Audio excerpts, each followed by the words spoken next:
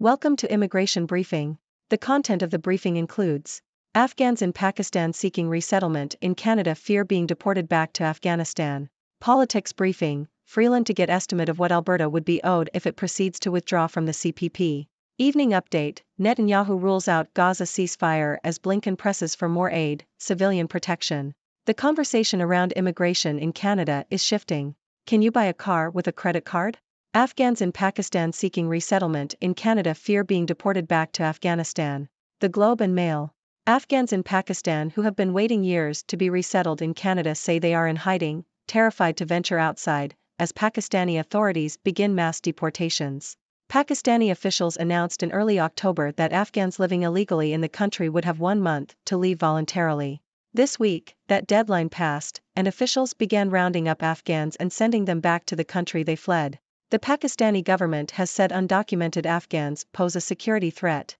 Politics Briefing, Freeland to get estimate of what Alberta would be owed if it proceeds to withdraw from the CPP. The Globe and Mail. Canadian Finance Minister Chrystia Freeland has announced that she will ask the country's chief actuary to determine how much Alberta would be owed if it left the Canada Pension Plan, CPP. The move follows concerns about Alberta's share of the CPP if it decides to establish its own plan. The province claims it is entitled to over half of the CPP's assets, while Canada's federal government and other provinces have raised concerns about Alberta's proposed move. Alberta Premier Danielle Smith had planned to hold a potential referendum on leaving the CPP in 2025, but now says this will be delayed until a definitive figure can be provided.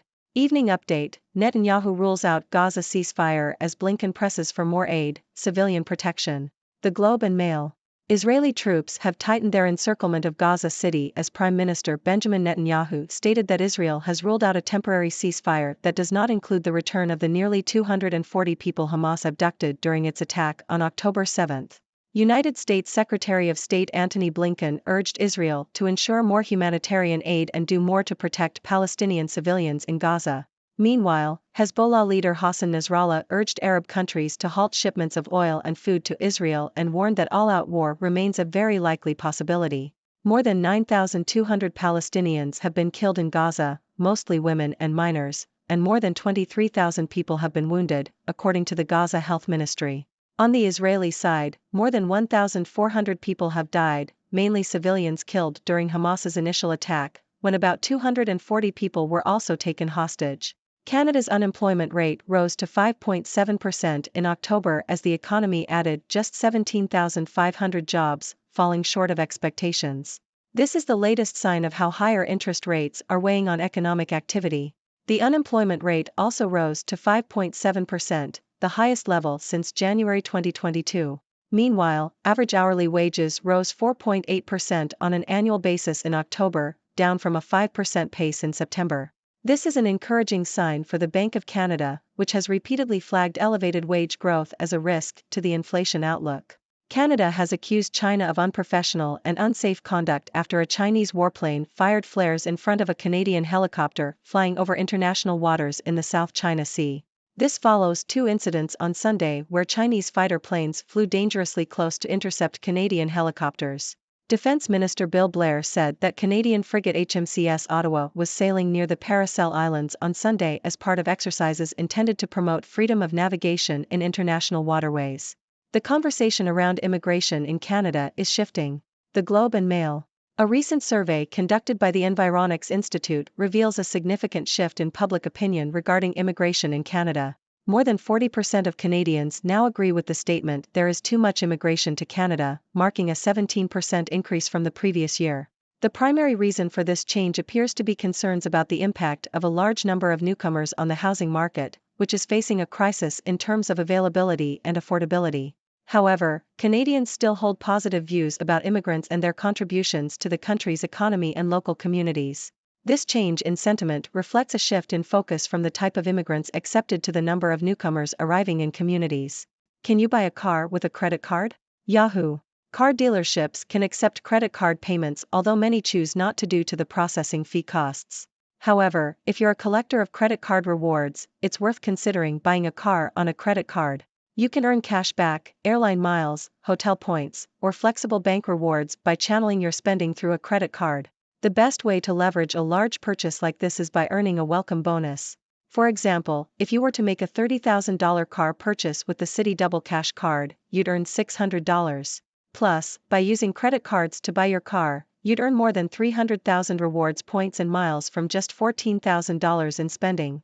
Depending on how you use those rewards, it's possible to net well over $5,000 in value.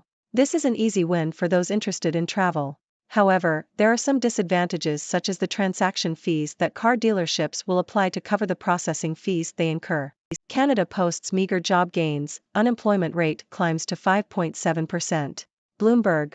Canada's labour market is showing signs of weakening, with the country's economy adding the fewest jobs in more than a year in October. The data comes as evidence that labour demand is cooling while supply is catching up quickly. The figures show the country added 17,500 jobs, while wage growth for permanent employees slowed to 5%. Earlier this week, preliminary industry-based data suggested gross domestic product, GDP, was flat in September and indicates a 0.1% annualized decline in output for Q3. The Bank of Canada's governor, Tiff Macklem, expects the economy to move into modest excess supply in Q4, helping to slow consumer price inflation. Ottawa's latest immigration plans fail to move the needle on housing and in Quebec. The Globe and Mail. The Canadian government is failing to tackle the country's housing shortage and infrastructure problems, as its immigration policies are exacerbating the issue. The country's immigration minister, Mark Miller, has pledged to stabilize immigration at 500,000, but the number of new permanent residents will rise to 485,000 next year. This will put more strain on the housing market and healthcare system. Miller has said the government will try to encourage more people to settle in small towns, francophone communities, and the north, but this is unlikely to alleviate the pressures on major cities. The Liberals are lowering carbon taxes and raising immigration. They should do the opposite. The Globe and Mail. The Liberal Party of Canada has been accused of breaking the country's immigration system by increasing the number of low-skilled workers and temporary foreign workers. Critics argue that this has led to a rise in the number of immigrants using food banks and has negatively impacted average living standards and income inequality. The article calls for a reduction in permanent immigration and the number of low-skilled temporary foreign workers and visa students in order to improve the economy in the long run. Germany's migrant row deepens as illegal arrivals soar. BBC. The German government is struggling to control rising levels of irregular migration, according to a BBC report. The number of people found entering Germany illegally in September reached 21,366, a monthly record since early 2016, according to federal police. The country remains a top destination for asylum seekers, but far-right parties have capitalized on the issue to gain support. There are calls for Germany to strike deals with third countries to process asylum claims away from the EU in a bid to prevent people without a prospect of asylum from traveling to Europe. Well, my fellow Sikhs, it's been quite a news-filled day, hasn't it? From the fears of Afghans in Pakistan being deported back to Afghanistan, to the shifting conversation around immigration in Canada, there's a lot to digest. But fear not, for I, the Sikhs doctor, am here to provide you with some analysis and a dash of humor. Let's start with the news from Pakistan. It's a tough situation for the Afghan community there, as they face the threat of being sent back to a country they fled. Pakistani authorities have cited security concerns, but one can't help but sympathize with those who have been waiting for years to be resettled in Canada. I mean, who wouldn't want to go to Canada? It's like the land of maple syrup and politeness. But in all seriousness, it's important to remember the human element in this story and the impact it has on the individuals involved. Now, let's move on to Canada, where things are getting interesting. Finance Minister Chrystia Freeland is asking for an estimate of what Alberta would be owed if it decided to leave the Canada Pension Plan. It seems like Premier Danielle Smith's plan to potentially withdraw from the CPP has hit a roadblock. I guess you could say they're caught between a rock and a pension plan. But hey, it's important to figure out the financial implications before making a decision, right? Speaking of decisions, Prime Minister Benjamin Netanyahu has ruled out a ceasefire in Gaza that doesn't include the return of abducted individuals. Meanwhile, U.S. Secretary of State Antony Blinken is urging Israel to do more to protect Palestinian civilians. It's a tense situation, to say the least.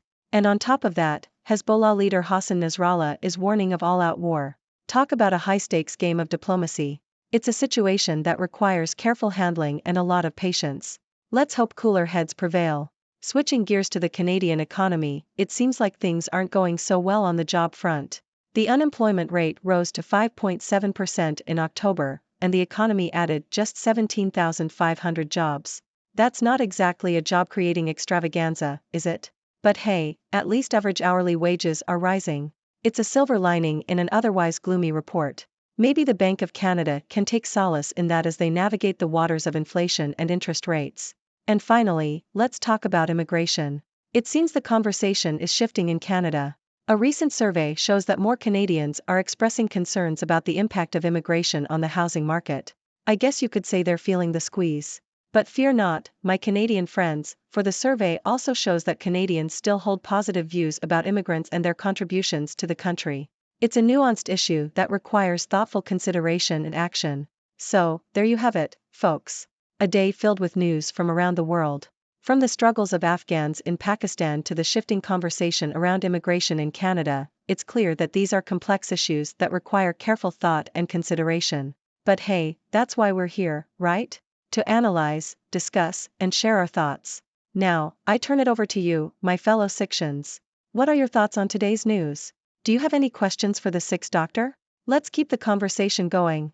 Thank you for tuning in. The content above showcases the latest briefing reports and analytical synopses, thoughtfully curated by the Sixth Do team. These insights stem from a wide array of reputable media outlets, think tanks, government sources, and specialized experts worldwide. We encourage you to explore these sources for a comprehensive perspective. Keep in mind that while the content may not always align with the official standpoint of Sixth Do Brief, it's not meant to be taken as absolute directives for decision-making.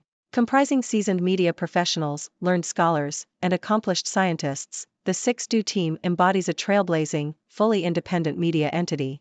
To customize Sixth Do Brief to meet your professional needs, you have the option to subscribe to a diverse array of briefings on our website, sixthdobrief.com. Regardless of your location, you can conveniently receive Sixth Do Brief via email.